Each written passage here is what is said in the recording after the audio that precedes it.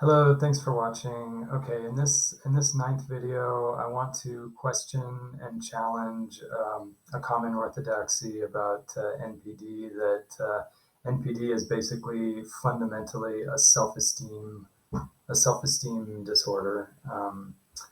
I think self-esteem shows up around NPD, but I do want to question whether it's even healthy to regard NPD as fundamentally a self-esteem issue, because the problem I have with if we don't get if I know that if you describe NPD, you're going to see a lot of self-esteem issues. That's the obvious. But if we get so stuck in the obvious and we don't see what's really the explanation of NPD, we could end up, I think, as for people like me who have NPD, we could end up getting wrapped up in a complex about self-esteem, and then we'll get kind of like obsessed with self-esteem and get into a vicious cycle.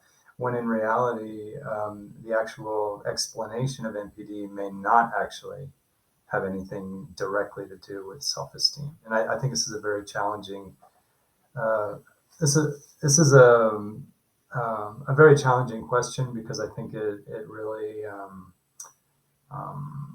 I think it really does go to exactly why we need to be careful about falling too much into the image of NPD, or let's say the description of NPD, and maybe paying less attention to the actual explanation of NPD. And many times in life, the superficialities of something doesn't really tell you what's under the hood and what's really happening. Okay, so this is really important, and I do think this problem of how much is self-esteem really at the core of NPD. I think this could be a real problem for those of us who struggle with this. And if it's possible to avoid getting into a complex, because people can start getting a complex and then they're kind of like stuck and fixated on this self-esteem issue, and then you can just imagine what happens.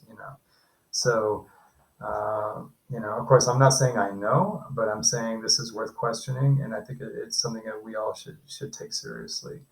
Um, and also remembering that anybody with any kind of personality issues, it wouldn't surprise me if we're sitting ducks to get fixated on things, obsessive, just because we may really believe that this is at the core.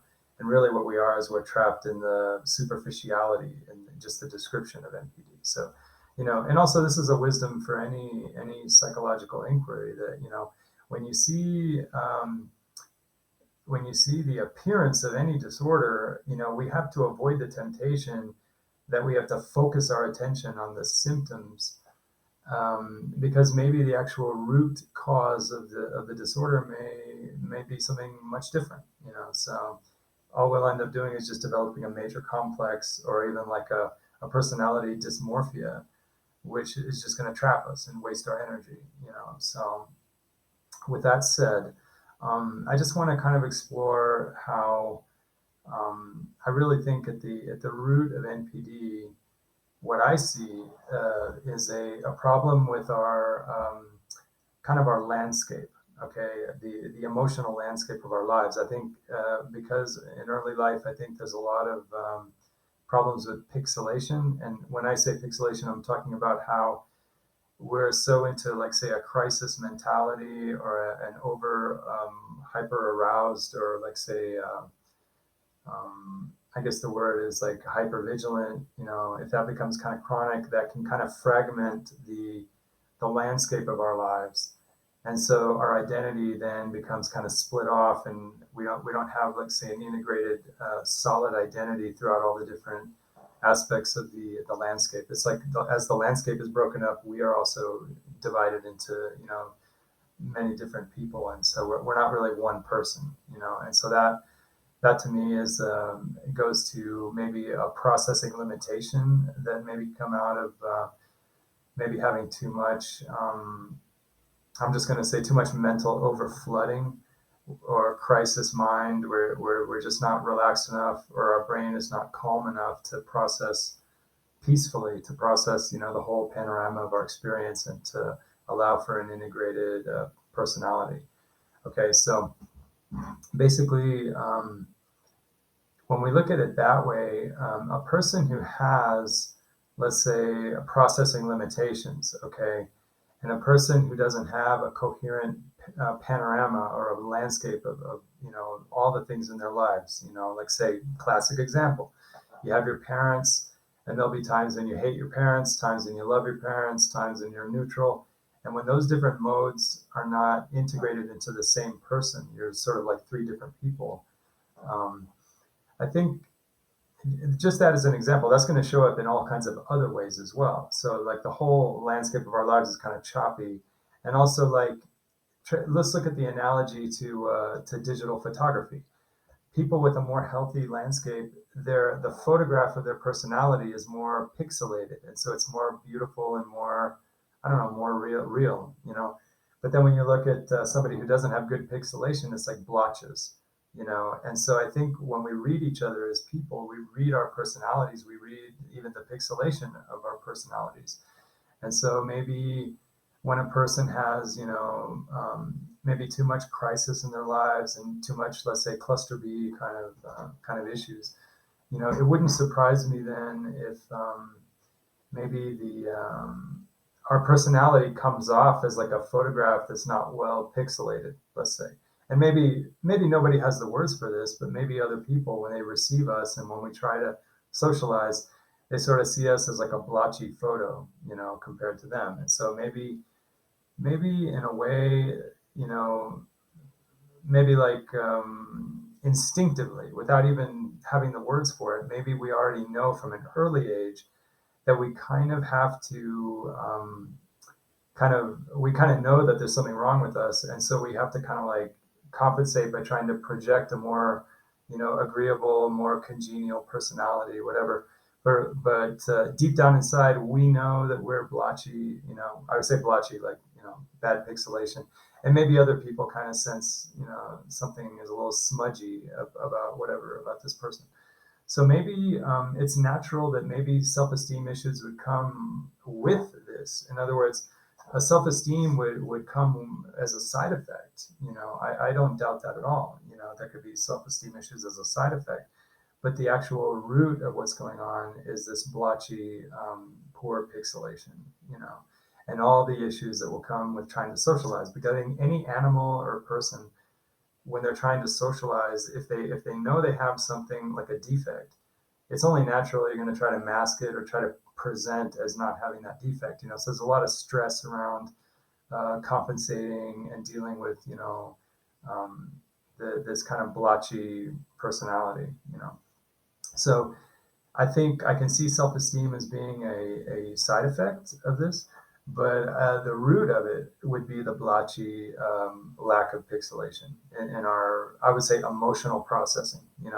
We're just too crude. There's something crude about our emotional processing, and whether it's because of the amygdala or whether it's because of just the nature of living in a more crisis, hypervigilant, state of mind, the bottom line is that we're just kind of blotchy, and that would be the root. And the second thing is that, yeah, as a side effect, there will be self-esteem issues, and also other people may, if we don't hide it, other people may see and notice something kind of smudgy about us. But then the side effect would be self-esteem. Okay, but the real core issue is poor processing and kind of a blotchy photo.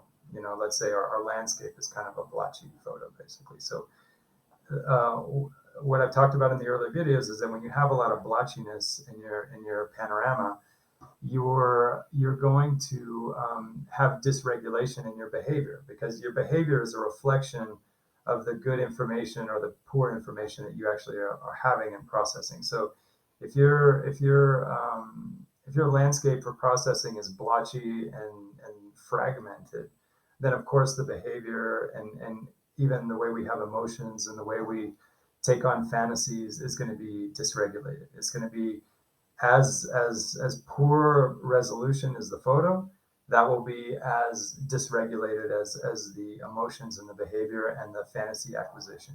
Okay, so Um, so that when we encounter the side effect issues that have to do with self-esteem, okay, then when we, let's say, try to compensate, okay, it's not the compensation that's the problem. Because if we were healthy, we could compensate in a nuanced manner, okay? And so a healthy person, anybody can have a self-esteem problem, okay? And so if anybody, let's say a normal non-cluster B, if they have a self-esteem issue, they might have a more nuanced compensation in accordance with their more pixelated landscape, okay? But because we're more blotchy in our landscape, then when we try to compensate, we're way exaggerated, or we're like fragmented in our compensation, and we overdo it even to the point of cartoonishness, okay? So then in that case, what's really the root? Okay, yes, self-esteem is there as an issue, okay, but when we actually try to do the compensation, okay, the actual problem is not the self-esteem compensation. It's that the we have this. Okay, again, if a healthy person compensates for self-esteem, they'll compensate in that nuanced way. Okay, so what really is the cause of these exaggerations, or these over acquisitions, or these 100% acquisitions of fantasy, where we're like so switched into an alternative fantasy that we like leave the rest of the world behind, and we're just like totally inflated in this one single fantasy. The actual cause of that is not the compensation. The cause of that is the poor pixelation and the dysregulation, okay, that comes from having a bad pixelation. Okay, so basically, I have no problem saying that self-esteem is a side effect. Okay, there's no problem.